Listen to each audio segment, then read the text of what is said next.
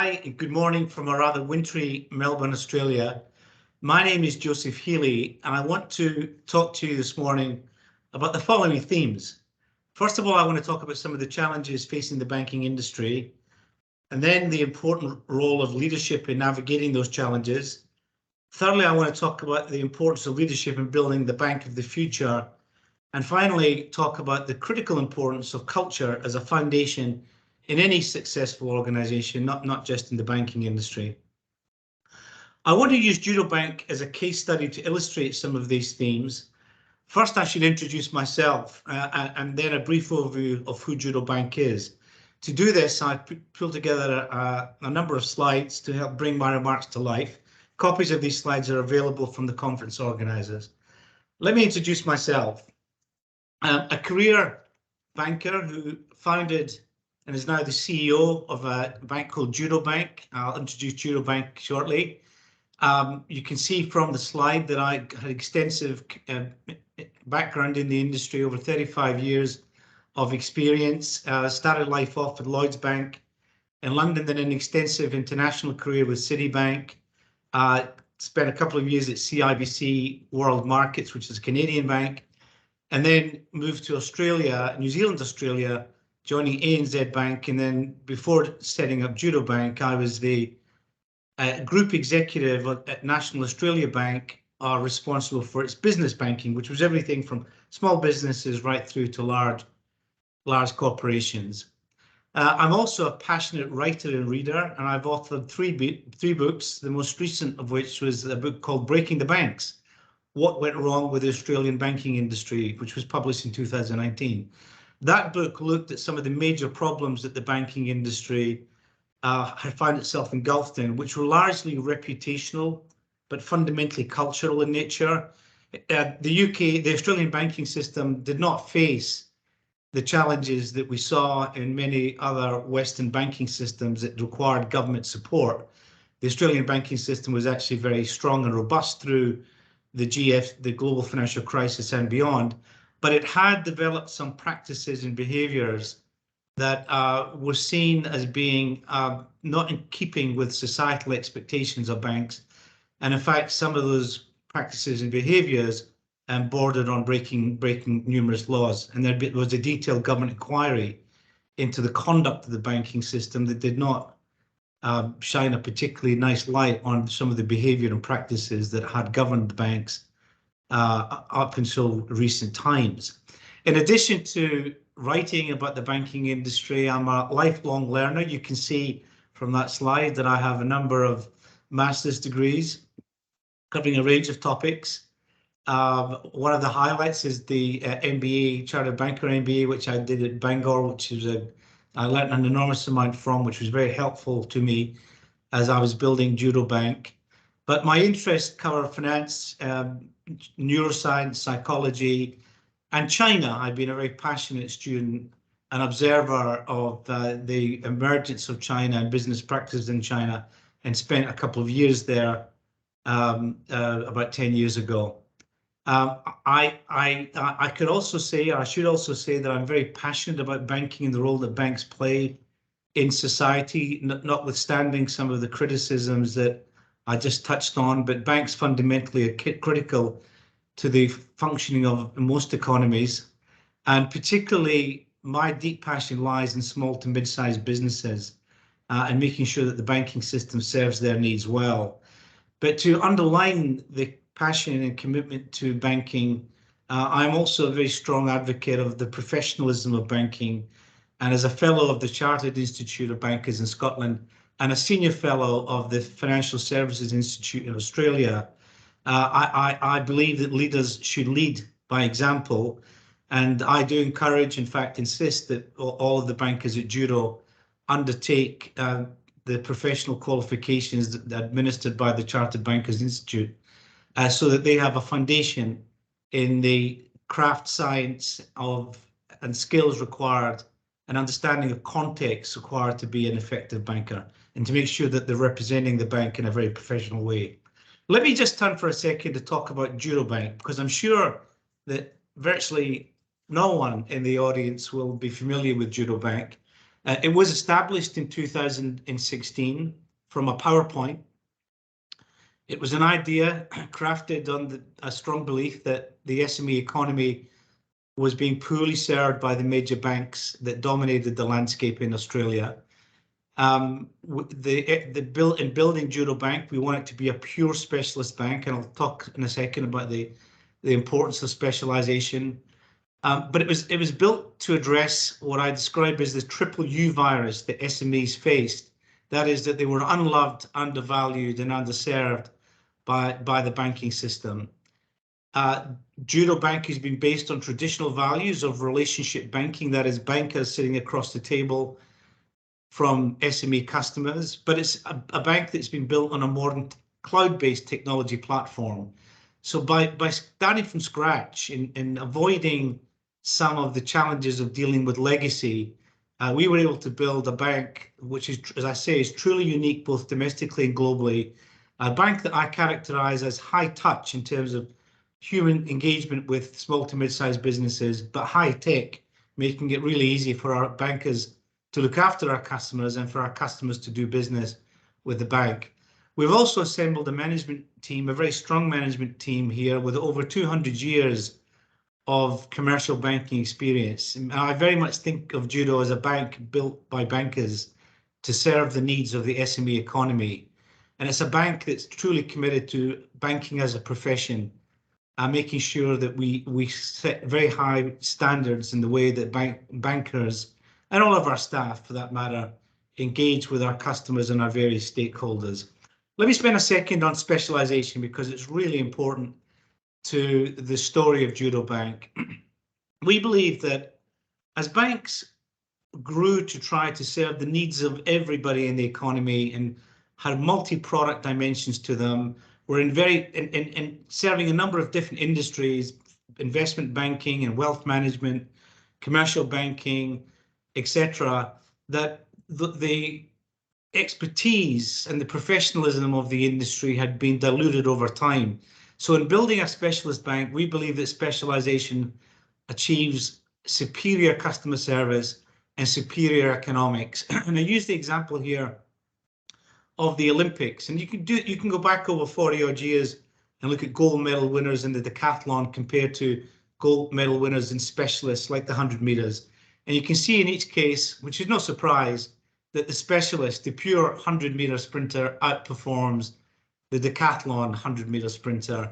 And that outperformance is in a range of 5 to 33%, average 17%. But the key message here is by specializing in something that you're passionate about, that you can achieve superior performance. Let me turn for a second then to the challenges that the banking industry faces, at least through my eyes. And I think these challenges are universal in nature, not unique just to the Australian market.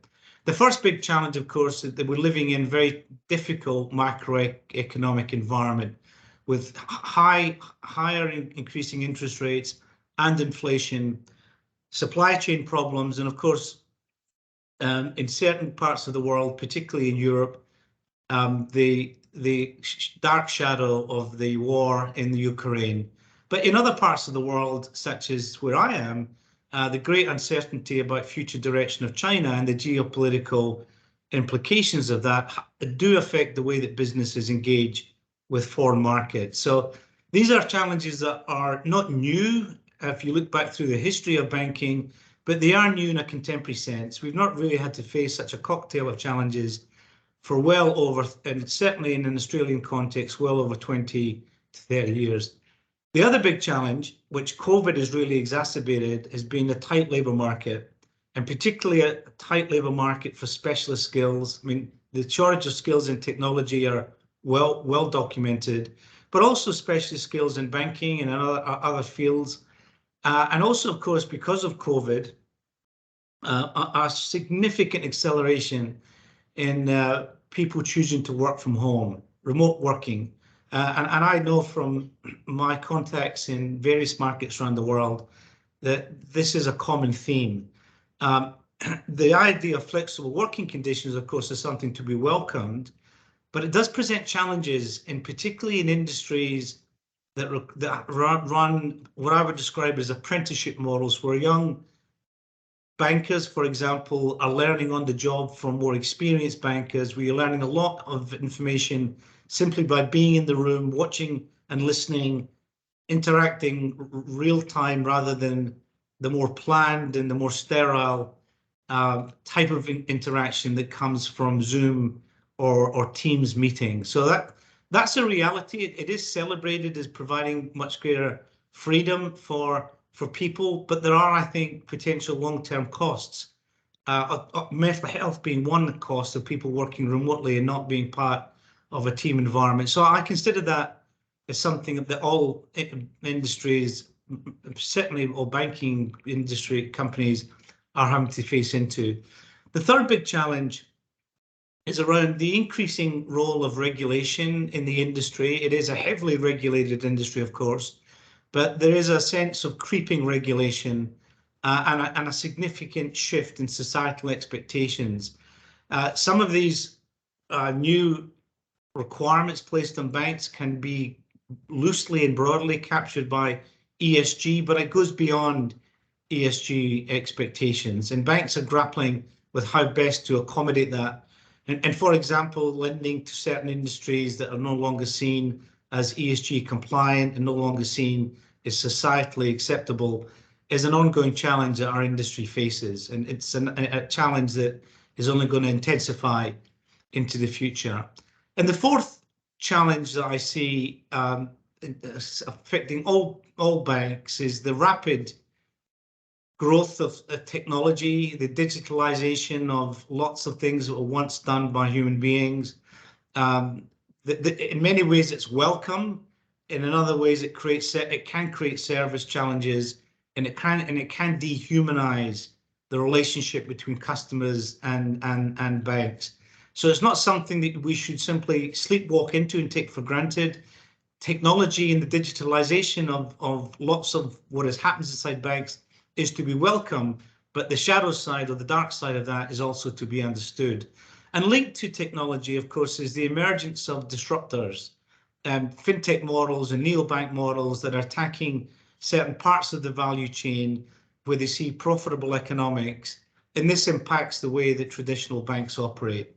So I've called out four major, what I call, challenges that the banking industry is facing. That list could be added to, of course, but I see these as four universal challenges that all banks are grappling with.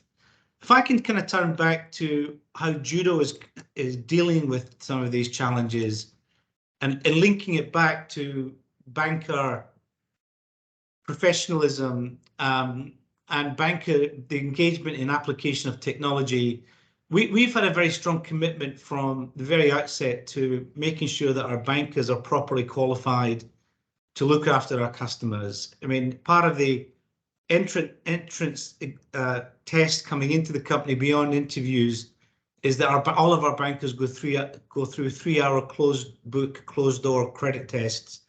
Part of that's technical financial ratio analysis, but a big part of it is judgment based and testing how people think rather than how they memorize policies and procedures.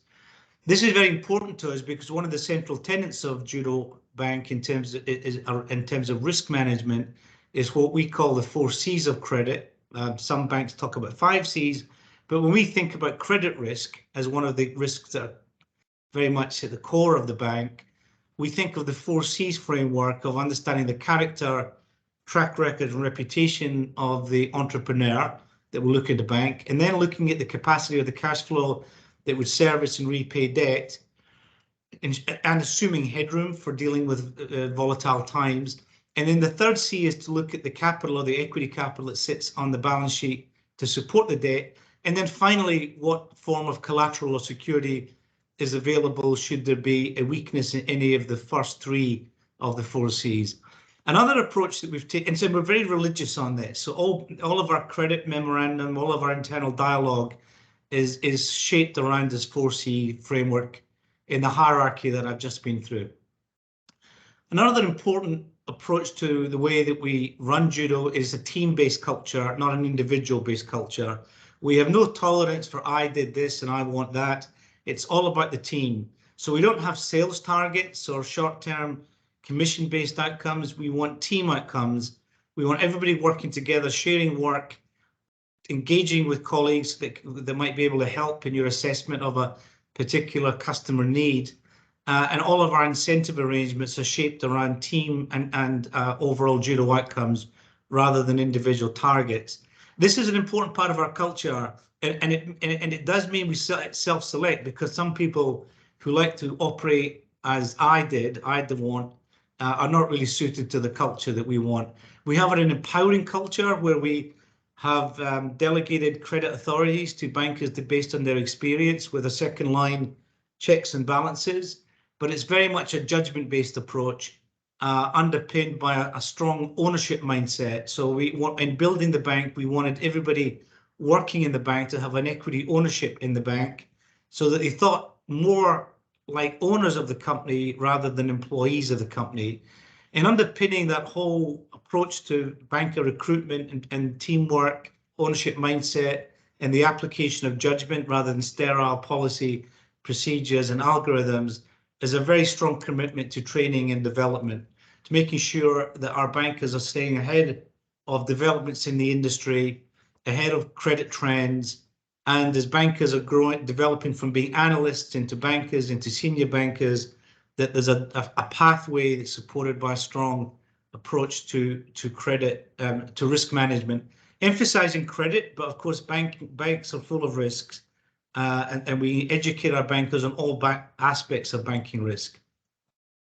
Let me turn a little bit to culture here, because I think this is one of the most important things in any organization. And as a CEO of Judo Bank, it is the one thing that I spend almost more of my time on than anything else. Some of you might find that surprising, but for me, as Peter Drucker once famously said, culture eats strategy for breakfast. In fact, I would say that culture eats strategy for breakfast, lunch, and dinner.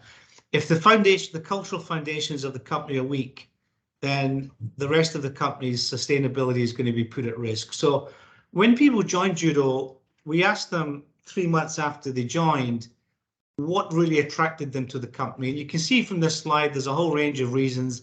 One of the obvious ones being involved in building something, but many of the other reasons could be grouped together under culture. The idea of being a purpose and values driven organization, the idea of doing relationship banking the way that it used to be done, rather than the kind of industrialization that we have seen in the industry, the caliber of people that we've hired. A's attract A's, B's attract C's. So we place a lot of emphasis on the caliber of people. And you'll see from that slide that salaries and benefits, whilst important, are not high in the hierarchy of what attracted people to Judo. So having attracted people to Judo, we then asked them, has Judo lived up to its promise? And what I'll show you next is a slide that when we said to people, just bear with me for a second, has Judo lived up to the promises that it made? And one of the things that comes out here very, very clearly is that the big strengths of the organization has been its people and its culture. And this is something that I'm absolutely thrilled about. In other words, that we set the proposition up to our employees as a new distinct bank, committed to traditional values, committed to professionalism, committed to teamwork, and committed to making sure that we're building something that was distinctive, unique, and that would be a lasting legacy. And in the survey that we recently had done on staff that had been in the organization for over a year, the culture emphasis stands out very strongly, and it's something that I'm absolutely delighted by, because as I've mentioned several times through my remarks, the fundamental importance of culture to the success of any business and to the professional ethos in any business, but particularly in banking, given its rather checkered modern history, is something that we hold in absolute high importance in the way that we think, the way we talk, and the way that we run the bank. So I'm going to conclude my remarks there. I hope you find what I've had to say of interest and of value to you. Do feel free to check the Judo website if you want more information on the company. But thank you for listening to me this morning, and the best of luck for the rest of the program. Goodbye.